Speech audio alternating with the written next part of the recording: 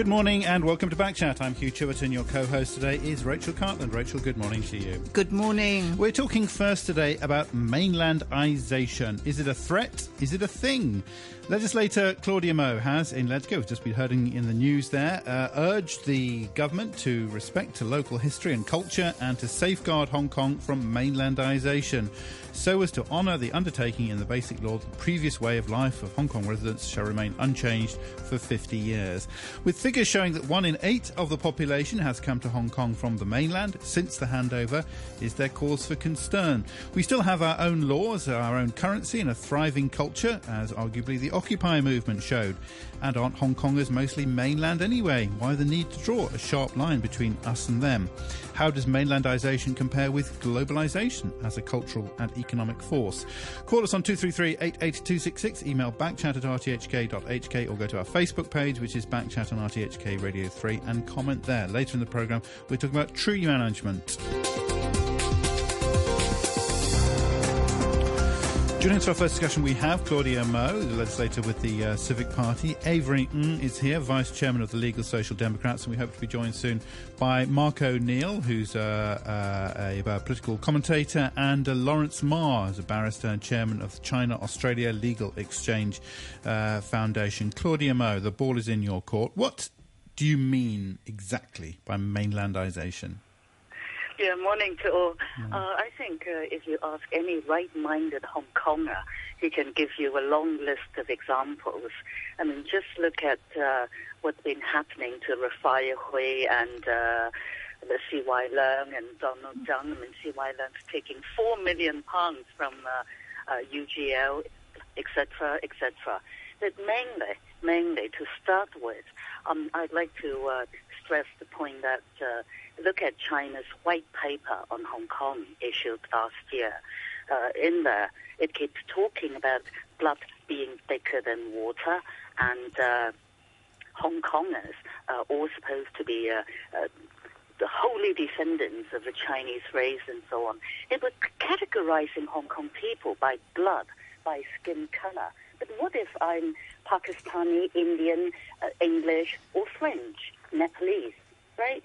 And this is just not right. In Hong Kong, we should be talking about civic nationalism, not ethnic nationalism. This is not fair to Hong Kong's cosmopolitan outfit. I mean, we have been a very culturally pluralistic city.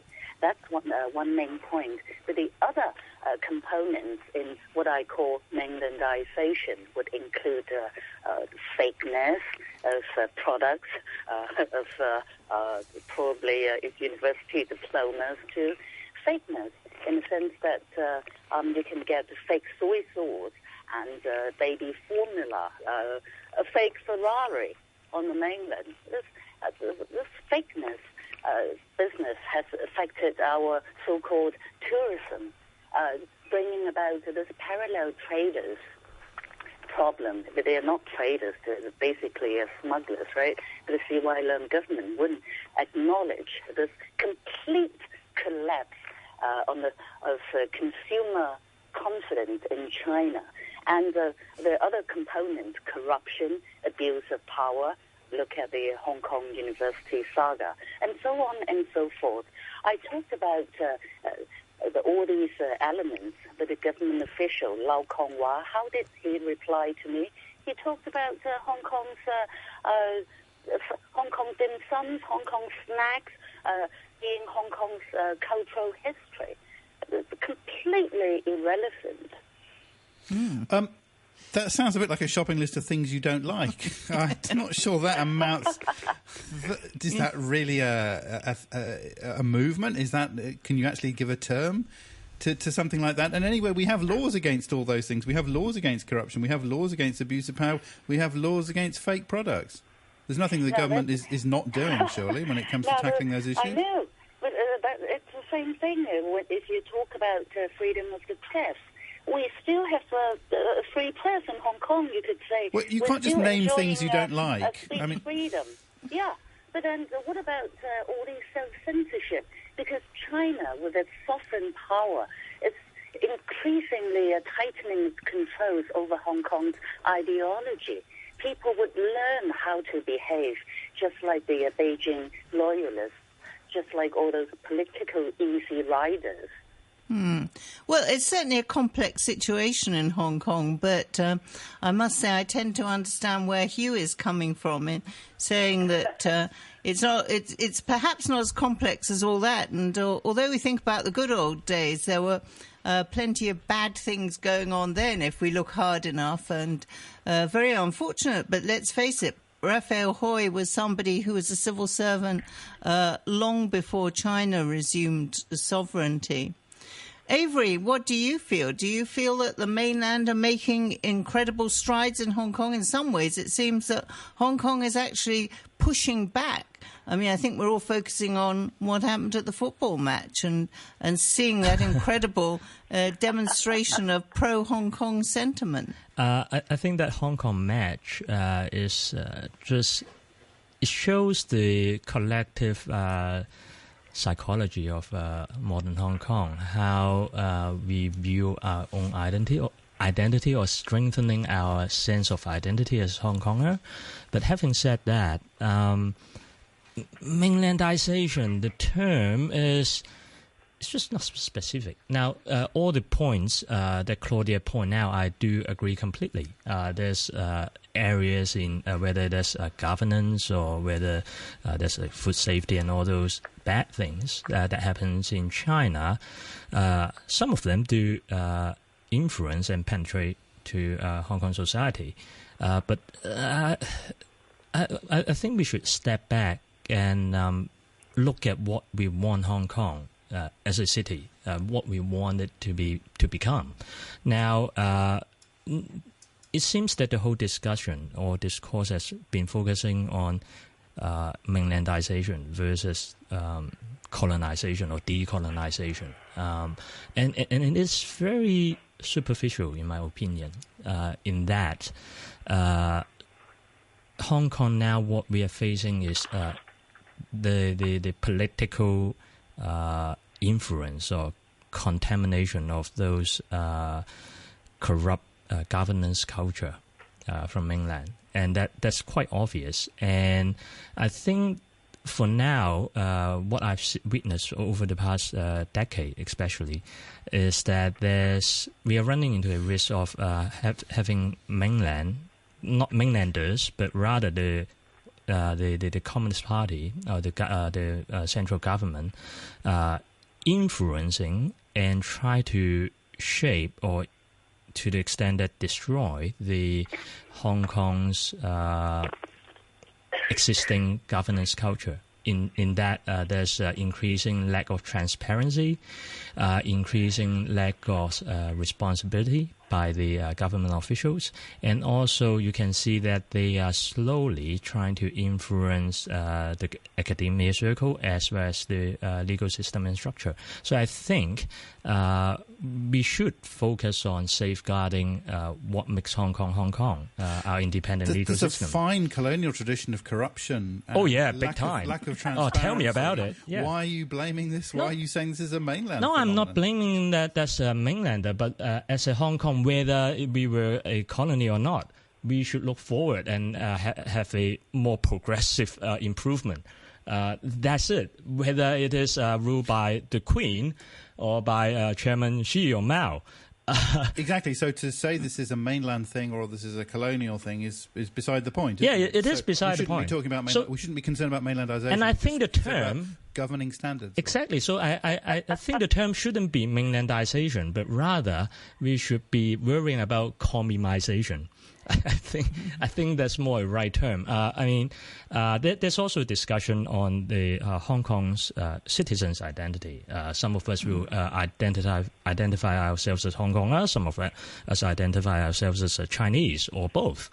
And personally, I think it is already 2015, and we are living in a global society, and we shouldn't box ourselves into by ethnicity or even by where you live, but rather identify ourselves by our inherent core value. in respecting others in the society. That's right. It's a very complex question, isn't it? I mean, I actually feel that it's declining. I used to hear more often sentences that started, "We Chinese people," because there's a distinctive feeling about the culture and traditions, history, that somehow there's a Chinese personality that's superior to others. Oh. Well, how many times I used to be told how hard-working Chinese people were compared with lazy Westerners, how upright compared with decadent Westerners, and so on. And that seems to... Mm-hmm. And that, sexually, this sort of thing, there used to be this feeling that Chinese were so virtuous compared with the decadent West. And that seems to be declining, I think perhaps because, as you've said, this is a cosmopolitan city. So many people here have had experience or contacts overseas that perhaps this feeling of being Chinese is not quite so strong as before. Lawrence Ma, good morning to you. Good morning. Thanks for joining us today. Do you agree that there is a feeling in Hong Kong that aspects of mainland life are becoming more prevalent in Hong Kong? We're becoming more like the mainland in some ways and less distinctively Hong Kong? Well, I still think that I really can't comment as a lawyer in this capacity because I thought that I was called upon to discuss the motion that put forward in the Legislative Council that the previous way of life of Hong Kong residents shall remain unchanged for 50 years, and that is to the government should have safeguard Hong Kong for modernization. But if you ask me for a personal comment, I think... Mainlandization, not modernization. Sorry, mainlandization, yes, sorry. What did you have in mind? What were you going to say about that? No, I'm just saying that if you read hard the Article 5 of the Basic Law, you can't really say that you can read it like a general principle, like criminal law statutes, because Basic Law is a constitutional framework. What it says in Article 5 it is to preserve a capitalist system, and Hong Kong is not to practice a socialist system, and that way of life was preserved under capitalist system. So that capitalist system, even in our colonial era, is to promote tourism. Huh? I think it was a bit more far-reaching than that, even if you look at it in purely economic terms, wasn't it? Tourism until recently hasn't been that massive a part of the economy. You'll have to elaborate. You've lost us there a bit, Mr. Ma. Sorry, what's the connection with tourism? No, I'm saying that I thought that there was some saying about mainland tourists coming over to Hong Kong and was behaving in manners that's unbecoming. Yeah, there has been criticism of that, yeah. But that's not a constitutional problem, though.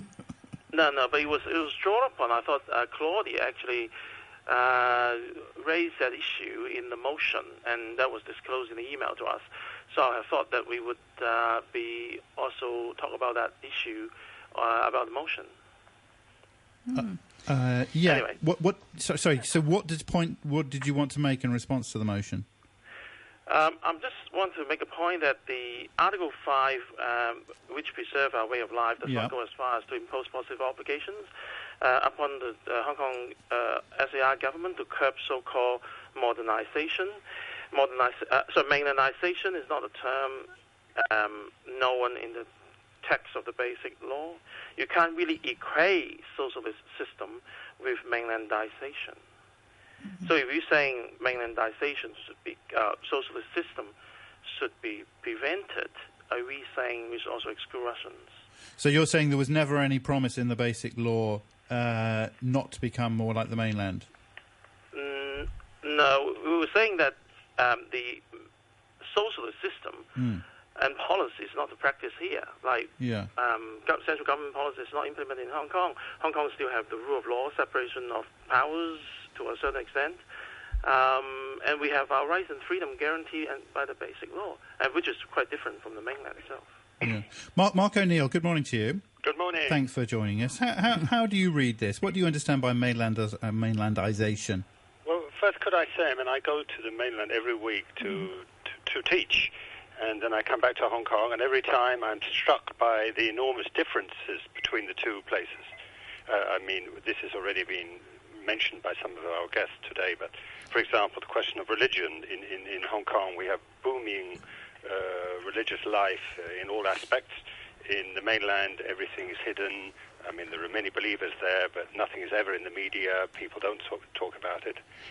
Then, of course, we have an excellent legal system here that doesn't exist in the mainland. The education system is also completely different, and I feel this every time I talk to my students. I'm amazed by the amount of things they don't know. They're young, they're very intelligent, they use the internet a great deal, but there are huge gaps in their knowledge because it's not included in the history textbooks, it's not included in the things that they read on the mainland internet. And even during the Occupy Central, this was the most extraordinary aspect. I went there every week during the Occupy Central protest, and none of the students ever asked me about it. And by the end, I got rather frustrated, and I thought, I can't believe it. We're just 70 minutes from Hong Kong. The students come to Hong Kong. You know, they can see the Hong Kong media. You know, they're more in touch with Hong Kong than most people in China. So finally, I asked them, I said, do you have any opinions about this? Do you support it? Do you oppose it? And everyone just repeated the mainland line, which is these are people disturbing social stability and destroying the economy, and they've got to stop. And so what I always feel, there's still an enormous division between the mainland and Hong Kong, even 18 years after the handover. And I'm actually impressed by how different Hong Kong is. Do you think it's getting more different? Do you think the gulf is actually getting deeper? Well, as you know, under Xi Jinping, the civil society in China has shrunk. The freedom on the internet, the freedom in the media, the freedom in the universities is diminishing. So it's harder for people there to find out things, to know things, to discuss things in public. Whereas in Hong Kong, although there's been a slight shrinking, by comparison, of course, the Hong Kong media, the Hong Kong public life is very vigorous. You can talk about lots of different things. There are many different points of view. So yes, I think the gap is getting bigger, and we saw it also this year in dealing with the war with Japan. You know, the Communist Party has its version of what happened in World War II, and this version is not shared in Hong Kong or even more in the Republic of China and Taiwan, and that's why there was so much displeasure at at all the celebrations in Beijing, because it didn't actually accurately reflected what happened during the war. So you don't think there has been much significant mainlandization in Hong Kong? Well, everything that Claudia mentioned is correct. I mean, these things are happening, but I still feel that the gap is very wide between Hong Kong and China, and as you mentioned, we saw this in the football game on Tuesday. The Hong Kong fans shouted support of Hong Kong, and the Chinese fans shouted in support of China, and it's, to an outsider, it's incredible. I mean, Hong Kong is part of China, they're the same country, but yet there can be there's such radically different feelings and slogans. But the slogans actually seem to go further than just saying, hope our football team wins. They were saying things like, Hong Kong is not China, die for Hong Kong. As you say, it really was extraordinary, wasn't it? Well, indeed. I think especially, you know, if you came from Europe or North America and you were told that both these teams are from the same country, I think you would be absolutely amazed. You know, if California played New York at a sports game, you wouldn't have this kind of sentiment. Well, you would know if Scotland played England, you certainly would. Or even Manchester versus Chelsea. If Barcelona played United versus City, we've got Barcelona played Madrid. Not so intense, not so passionate. I guess. I don't know. Barcelona. I mean, you actually, you have separatist forces, don't you, in Spain or just about every country in Europe, surely, which are actually less violent, and Hong Kong is pretty tame compared to those, isn't it? Well, exactly. I mean, the slogan "Hong Kong is not China" is technically correct. It means Hong Kong is not representative of China, and Deng Xiaoping saw it, and that's why we have one country, two systems. And I'd like to make another point, and that is about our free market, about our practice of capitalism. Our online service providers in Hong Kong were told by Hong Kong government to give up a third of their spectrum for public tender. For what? For whom? Well, for mainland money concerns. And even Li Ka-shing's right-hand man would come out to publicly make the statement, how can we fight against official mainland money giants? So, free market? What's free market? Under one country, two systems, everything's mainland. We only rely on red capital, and there's no more Hong Kong. Lawrence Marr. We would be wiped out economically. Lawrence Marr, did you watch the football, Lawrence? Yeah, I did. I watched some clips about the antagonization between the supporters of two sides. What did you make of it? Using swear words and all this. I mean, this is very unbecoming to me. I would treat myself as a Hong Kong Chinese. So even I'm a Hong Konger. Hong Kong's part of China. Wouldn't it be natural for you to support your own home team? Yeah, but I wouldn't go as far as swearing against the others. I want both teams to win. Of course, if you want me to say I want Hong Kong to win. But I even wanting Hong Kong to win doesn't mean that I have to go all the way swearing to the wanting to have intercourse with the other people's mothers.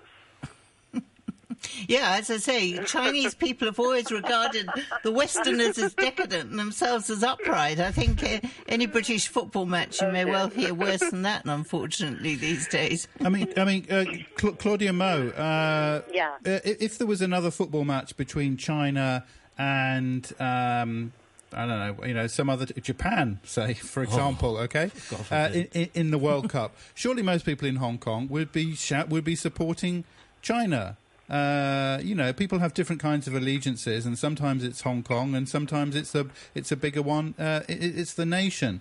So you can't just draw hard and fast lines like this, and you're just kind of provoking trouble. Actually, I just uphold the notion that it's natural sentiment. It's just part of human nature to support your own home team. That's all. And your home team, if it was a China against Japan match in the World Cup, would be China? Well, it depends on the circumstances. So who's actually playing a better match? Maybe in the end, I don't know. And I'm not I wouldn't be calling myself a representative of Hong Kong football fans. Surely CY Leung's reaction throughout has been a bit interesting. Avery, what did you... Very phony. What did you feel about CY's reaction to this whole football saga? I think he is just stupid. That's all I can say. It is, to be honest, there's a lot more going on. The football match itself is just a football match. But then this one, it represents, unfortunately, the divide between mainland and Hong Kong, whether we like it or not, or the sense of identity. But CY Leung, as the chief exec of Hong Kong, even though he's unelected, not elected by Hong Kong people, surely he can just say out loud, he supports Hong Kong, and that will be that. But you see that the way he maneuver and avoid the actual basic question of which team you support, that shows how CY Leung view everything as politics. And he wouldn't even dare to say, because by supporting Hong Kong, de facto, that means you don't want the Chinese team to win. And I think CY Leung is just even try to use this moment to politicize the whole issues. Mark, do you think there would have been adverse reaction in China if CY had come out as a very strong supporter of what might be considered his home team, Hong Kong?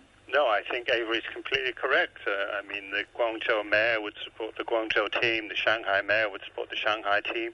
I think nobody would have minded at all. I think it's exactly what Avery said. It reflects this man's caution and timidity. I think the word Avery actually used was stupidity. So timidity. I also found it extraordinary that he could say, "This is a football game. It's not a war, or it's just a sport."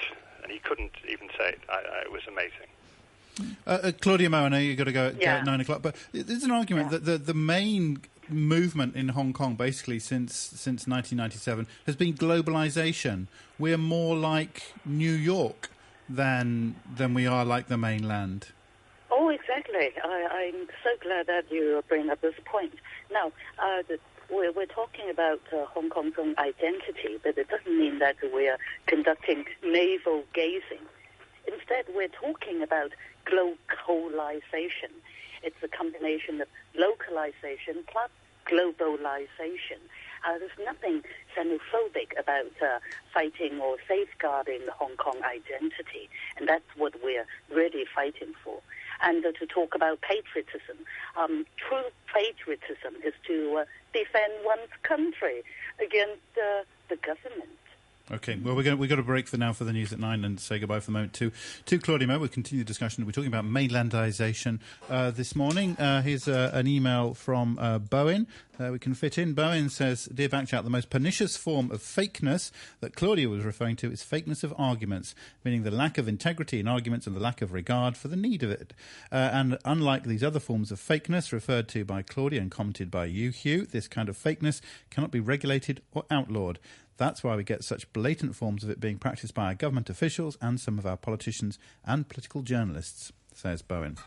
The weather, mainly fine. Maximum temperature will be about 28 degrees with light winds. The outlook, sunny periods tomorrow, and it's going to be mainly cloudy over the weekend. The readings at the moment, 25 Celsius, relative humidity is at 85%.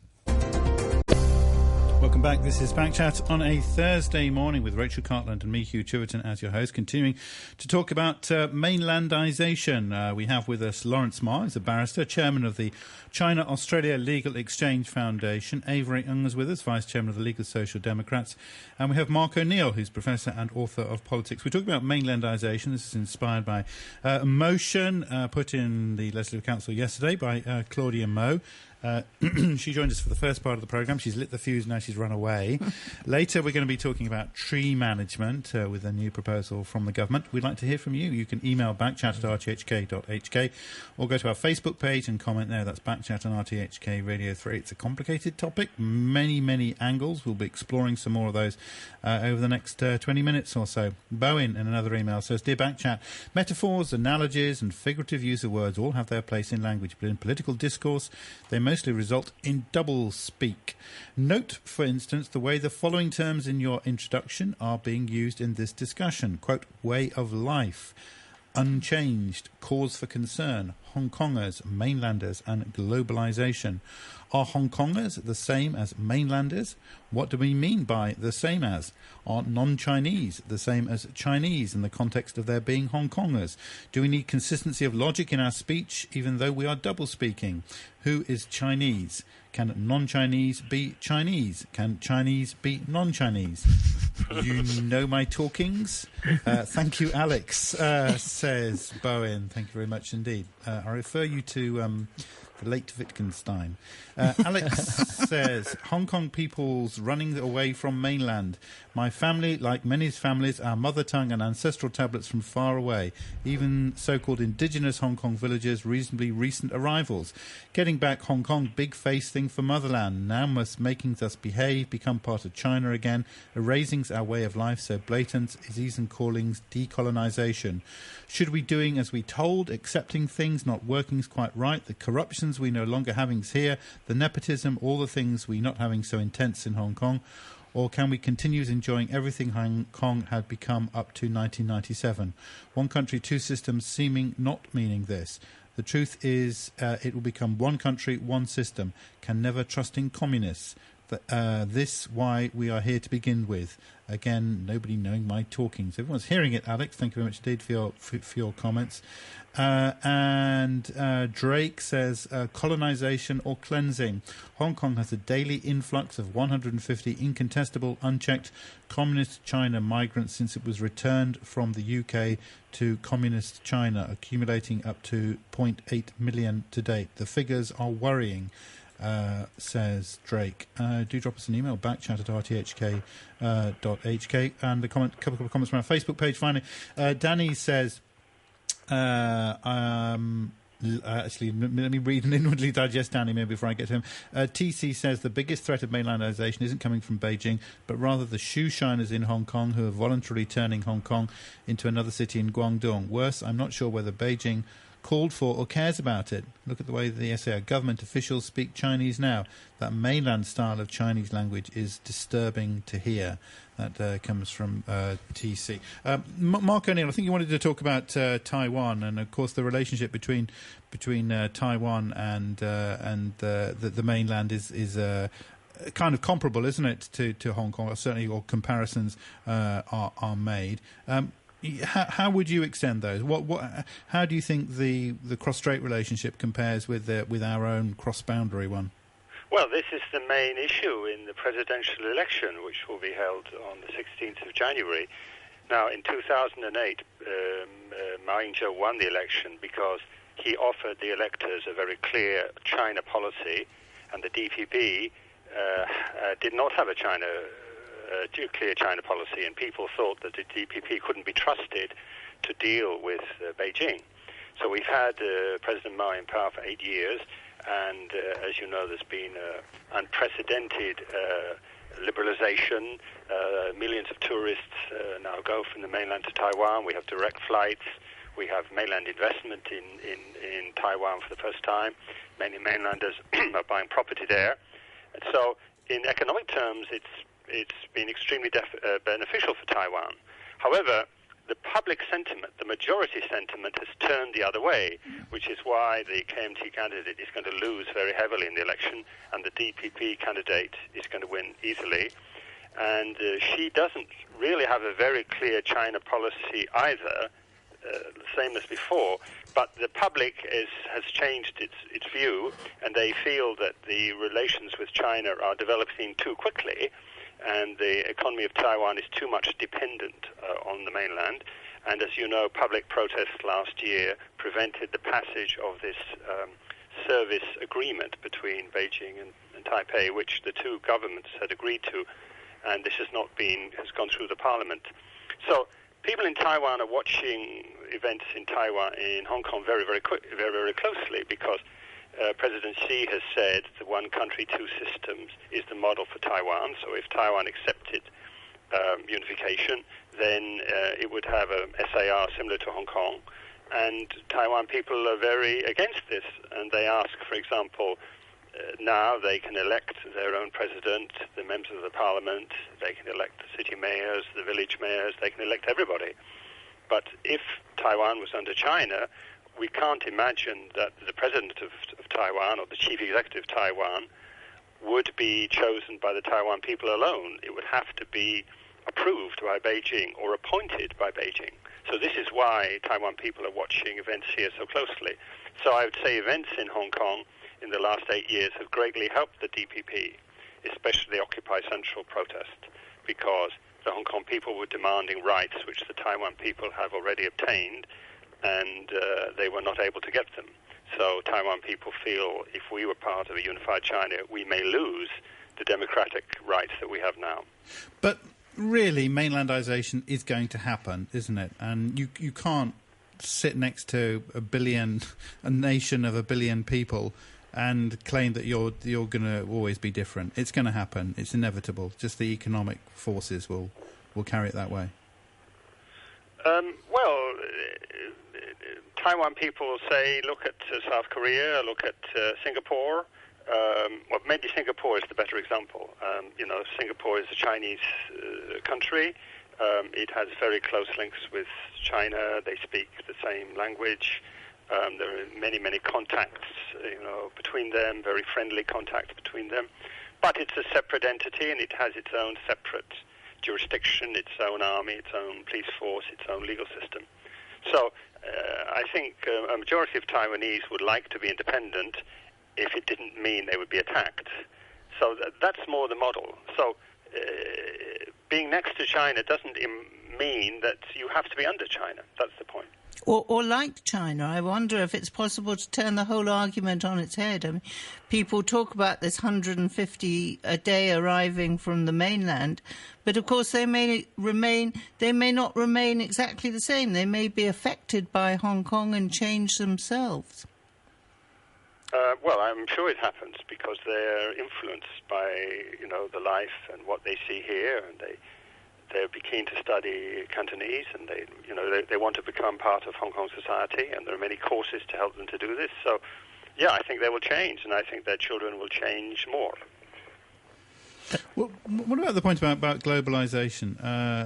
Avery, I remember talking about Tibet to an academic at the University of Science and Technology who said, because of the concern about Hanization in Tibet, and he was saying, well, Lhasa is not becoming more like Beijing. Lhasa is becoming more like New York. The comparison I used earlier, that the forces of globalization are actually much more powerful than the forces of mainlandization. You look around, we've got Starbucks, and we've got the internet and everything, and we're just so much more. Really, we're so much more Western because China is so much more Western, and that's a bigger influence, really.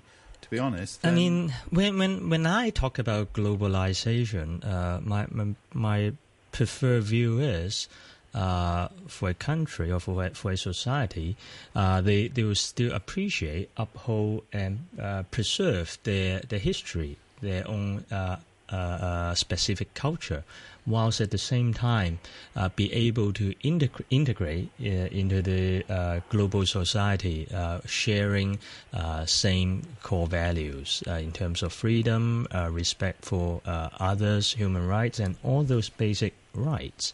But then these are fundamental core values. But at the same time, we are facing what we call economic globalization, or like you say, Americanization, or capitalisticization. So, on economic terms, like you said, it is inevitable that China is going to have a heavy influence on Hong Kong, Taiwan, if not the world. For example, the mainland tourists, their influence also they affect and disturb quite negatively. And Chinese money. We've just seen in UK. London, Madrid, Milan. Anywhere, any big metropolitan cities around the world, we see a heavy influx of mainland capital as well as mainland tourists. So it is not a sort of a unique problem for Hong Kong. Now, obviously, we are living next to them, so the influence and the negative side of these influence feel more heavily here. So. What I'm trying to say is, or my observation is, it is not much of whether Hong Kong is becoming more mainland, but rather it is China who's the one who's refused to be modernized, while the rest of the world, even Hong Kong and Taiwan, are progressing towards a more harmonious, globalized city or society. And I think that's something that China needs to deal with sooner or later as their economy becomes more integrated into the global economy. Mark O'Neill, does the thought of China as the world's number 2 or probably leading economy quite soon, under Xi Jinping, does that fill you with a certain amount of dread? Well, I think Avery has put his finger on it. I mean, in the economic field, China's progress is absolutely astonishing. The creation of wealth, the economic growth of the last 30 years, I mean, some say it's never been done in history, but there's not been a comparable change and advance in the civil society. And as I said, under Xi Jinping, this civil society has actually gone into reverse. So this is what worries me. I think the foreign countries are quite correct to welcome Chinese tourists and their spending, to welcome Chinese students, their knowledge, and also their spending, to welcome Chinese companies that will come, bring their investment, create new jobs, create new ideas. This is all very positive for the world. But in the non-economic sphere, I don't think China has much to give the world at the moment. Nobody wants the Chinese legal system. Nobody wants the Chinese public security system, the religious system, the university system. And these are the areas where I think Beijing could be more liberal and more open-minded and given the fact it's now so much richer, it's got so much better human resources, it can hire talent from all over the world, I think it's in a good position now to be able to liberalize in these areas outside the economic one. Lawrence Moore, yes, what do you make of that? I would have thought that we do have a different system of government. I mean, you wouldn't welcome probably like the Russian system of government or how Russians rules its country. There is a distinct difference between the West and the East in that system. I'm not like Mark O'Neill, who's a professor in politics, but as a lay observer, I would see that as the dividing line. Being the Westerners wouldn't be able to accept that. For a Chinese like yourself, who's spent plenty of time overseas as well, where do you prefer to live? Would you rather live in Hong Kong or would you rather live in mainland China? I haven't lived for many times in the mainland. I would have a concern about their medical system, that's for sure. But as a person who has been traveling quite regularly to the mainland, I feel that I do have some worry about the food because of the oil they might use. But other than that, I have not much difficulty in living in the mainland. So but it also depends on which part of it. I mean, if Shenzhen would be much more or Beijing would be much preferable than Xinjiang, for example, to me. So you wouldn't be worried about the thought that perhaps for simply saying what you believed or wanting to go to a particular church, you might find yourself in a great deal of difficulty, even in prison? I haven't been in... I haven't... I have contact with those people, and of course, if you want to say things publicly, it depends on what scale. I mean, if you walk on the street and say, "Hey, swear down Xi Jinping," I don't think you'll be arrested because they would just treat you as crazy. But if you go out, a psychiatric institution instead. Yeah, I mean, but if you hold up banners and gather the mass and go and have a rally and that sort of thing, turning the thing political, then that would be a problem, I would have thought. So wouldn't you, in those circumstances, prefer to be a Hong Konger rather than a mainland Chinese? Well, the problem is that I'm not going to protest against the government. That wouldn't bring me into trouble. I mean, if I have, say, I'm a CCPCC member. If I observe, I interact with the community, and if I see anything that is unfair, and there's any citizen that's disgruntled, I would actually file a complaint for them to the government and ask them questions and want them to deal with it. Like, for example, there's a village that has been cracked by the development of a nearby extraction of oil, and the house is all cracked, and then I file a complaint for them, and which is the provincial government, and they have to answer my questions. They're dealing with it. They're organizing a tour. You do remember that there's a lot of family who, after the Sichuan earthquake, where many of their family members got killed, tried to ask for investigation by Beijing government, and those families got arrested or even disappeared. Though, even till now, some of them are still in prison. So just reminding you, it's not as rosy as you are saying it is. Yes, I'm not saying that that didn't happen. I'm saying you're right, that might happen. But there is avenues for you to voice out your disgruntledness, to voice out your complaint. Yes, because I'm a person in position. I have a chance to voice out and to settle those to ventilate for those who are distressed. So there is a system which you can present your views legally and in an acceptable way, then presenting your views and end up in jail. So do you think, conversely, that perhaps Hong Kong should become a bit more like the mainland, that there are too many noisy demonstrations? As you say, there's too much swearing at football matches and this sort of thing. Perhaps the authorities should take a tougher line. I mean, the basic law has given us so much freedoms. I mean, vis-a-vis before 1997, as you can all witness that. Whether it's good or bad, it's up to people to judge. But, of course, Hong Kong is turning into a, after the occupying century, you can see it's pretty chaotic. So your judgment, it seems, is that Hong Kong is bad, that what's happened in Hong Kong is bad, that it's become too free. Well, I mean, if people can go onto the street and occupy it for days or months, that would even happen in New York, for a free city like or even in Sydney, for example, or Melbourne, like where Avery come from. Yeah, you do know that Melbourne, we can protest or even occupy. Yeah, but not in never that block scale. the streets like that. And Because there is a democratic system for us to. I mean, that's never happened anywhere in the world. Yeah, there you go.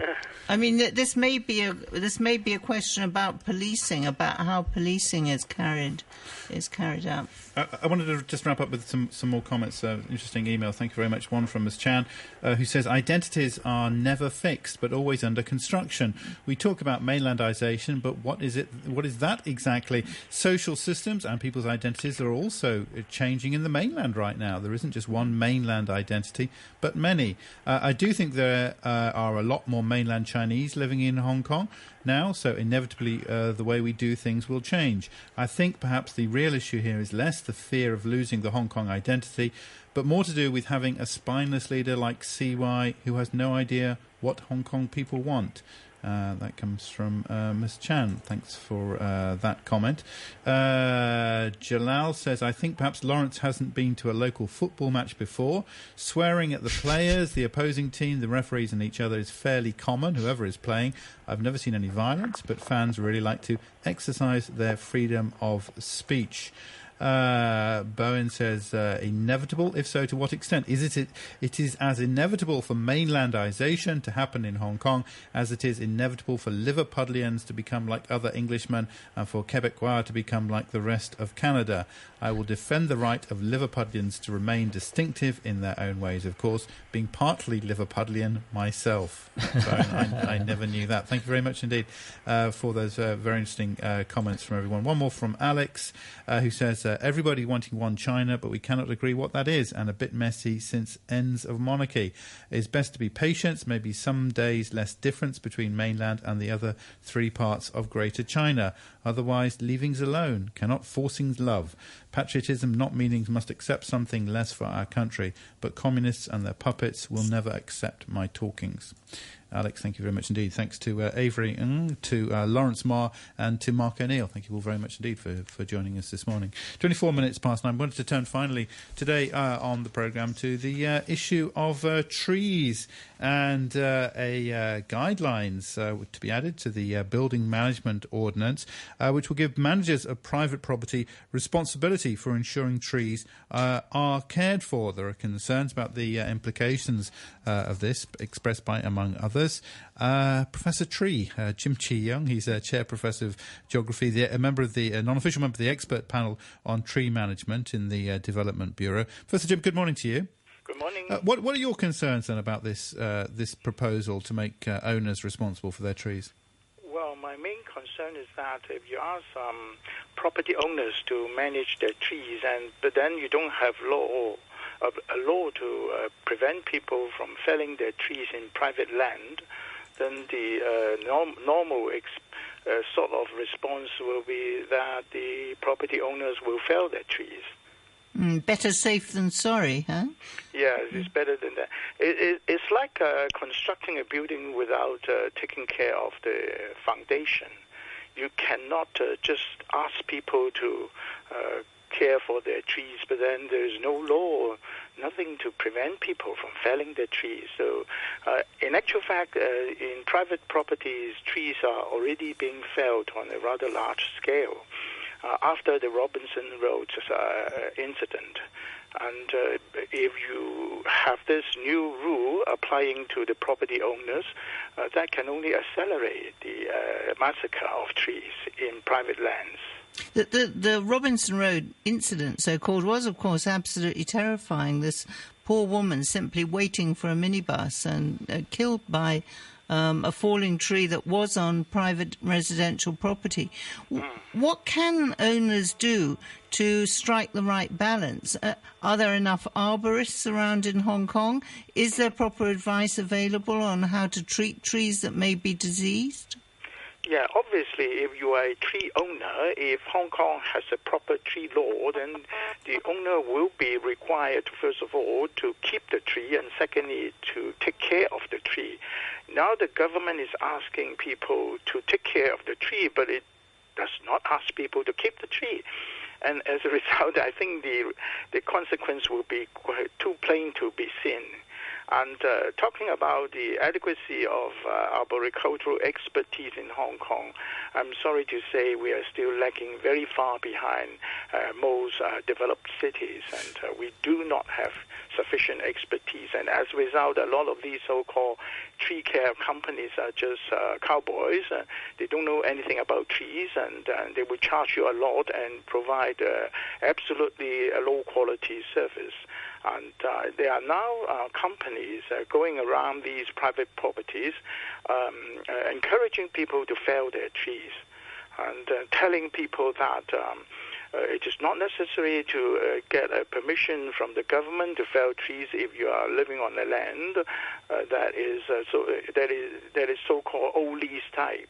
Meaning that the leases were issued before the 1970s, and in Hong Kong we have most of the older properties belonging to this category. So I cannot understand why the government is doing this. I mean, it can only push people to jump off the cliff. But isn't it very difficult to look after a fragile tree? I mean, some of these cases with these old trees, there seem to have been genuinely different opinions about whether the tree could be saved or not. Now, I'm not arguing if a tree is really in very bad shape and cannot be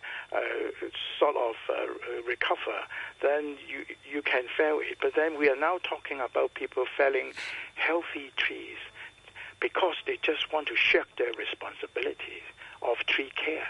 And this is already happening. And the government knows it. And even though the government knows it, it is pushing ahead with this funny idea of almost forcing people to take care of the trees, but knowing too well that people will not. A lot of people will choose to just remove the tree rather than paying money to care for the tree. And this is already happening, I have to tell you. Okay, some very interesting emails I'd like to share finally. G says, tree management is fundamentally different from tree care. Management is synonymous with brutal murder. And Alan says, living on Lama, there are thick forests within a few minutes' walk of my home. However, in the village area, trees are endangered. In the 25 years I've lived here, I see trees cut down by the government or by persons unknown with no punishment many times a year. The government, of course, always calls this a matter of safety. In reality, it's for the convenience of some local businessmen who want to park a village vehicle there, for example.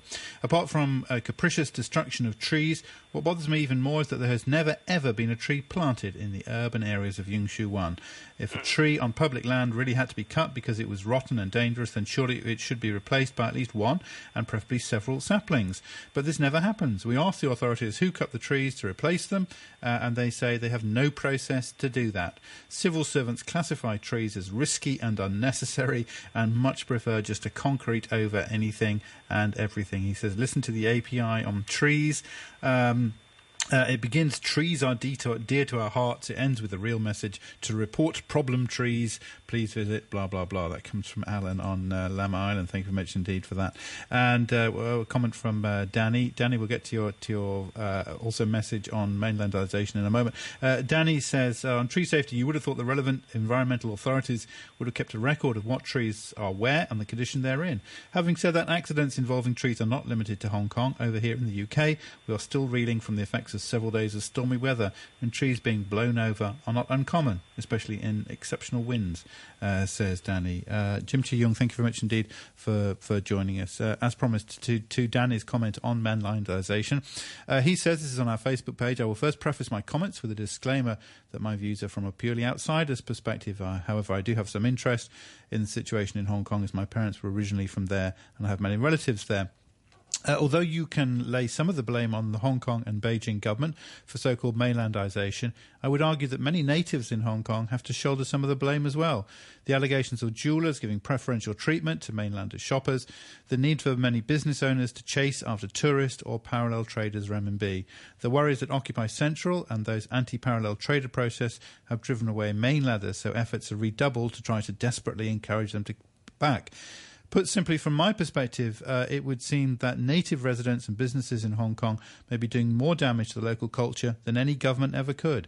However, it should be pointed out that waves of migration from the mainland are not new. My own family background is from the Hakka, a people who originated from the mainland and migrated southwards towards Hong Kong and the surrounding areas.